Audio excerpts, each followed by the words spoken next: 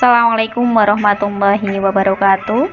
Selamat pagi anak-anak, semoga senantiasa dalam keadaan sehat selalu dan tetap semangat dalam belajar.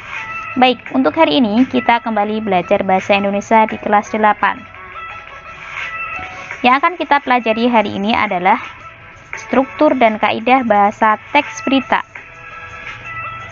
Adapun tujuan pembelajaran hari ini, yang pertama adalah kalian mampu menentukan struktur teks berita yang kalian dengar dan kalian baca.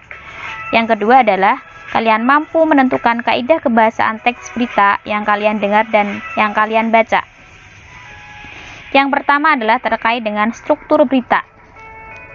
Berdasarkan susunannya bahwa teks berita itu terdiri dari dua bagian penting dan bagian tidak penting. Semuanya itu terangkum dalam 5W+1H atau disebut adik Simba. Oleh karena itu, struktur teks berita terdiri dari 4 bagian. Ada judul, lead, body, dan ekor. Untuk judul itu sendiri berisi tentang gambaran inti terpenting berita. Dalam pembuatan judul harus menarik, singkat, padat, dan jelas. Lead atau kepala berita. Di dalam bagian ini merupakan bagian yang paling atas atau paling awal dan merupakan bagian yang sangat penting. Unsur 5W+1H harus ada. Yang ketiga ada body atau tubuh berita. Di dalam bagian ini berisi penjelasan dari kepala berita yang lebih rinci. Bisa merupakan jawaban mengapa dan bagaimana dari unsur berita. Yang keempat ada ekor. Di bagian ini terdiri berbagai data yang tidak terlalu penting atau bisa juga merupakan data tambahan dari sebuah teks berita. Perhatikan contoh struktur berita dalam sebuah teks berita berikut ini. Tulisan yang berwarna merah merupakan salah satu contoh kepala berita.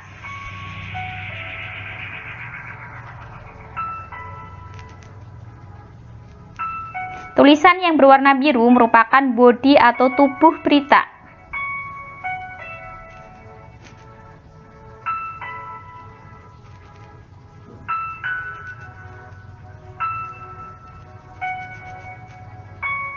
Tulisan yang berwarna hijau merupakan salah satu contoh ekor berita.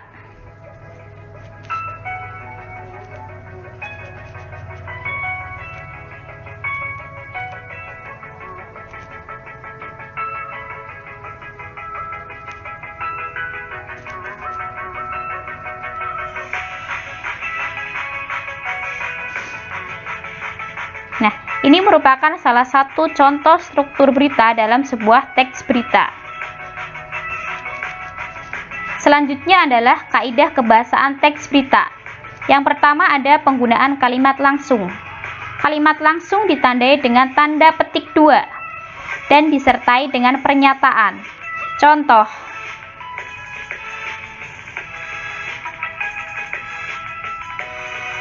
Ini merupakan salah satu contoh kalimat langsung. Yang kedua adalah penggunaan keterangan waktu dan tempat. Contoh, perhatikan tulisan yang berwarna merah, pukul 12.45, Riau. Kata tersebut merupakan salah satu contoh penggunaan keterangan waktu dan tempat. Yang ketiga, penggunaan konjungsi bahwa yang berfungsi sebagai penerang. Contoh,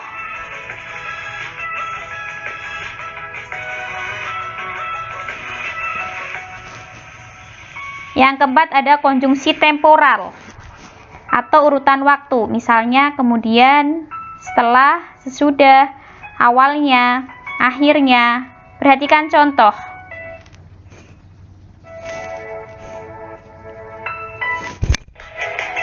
Tak lama kemudian. Yang kelima ada kata baku dan tidak baku.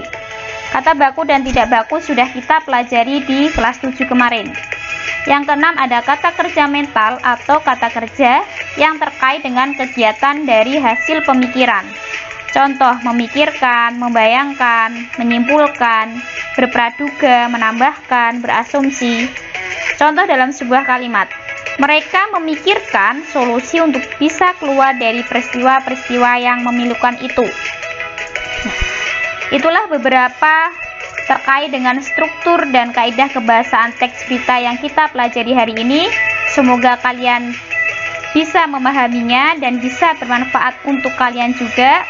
Sebelum diakhiri, saya sampaikan sebuah pantun.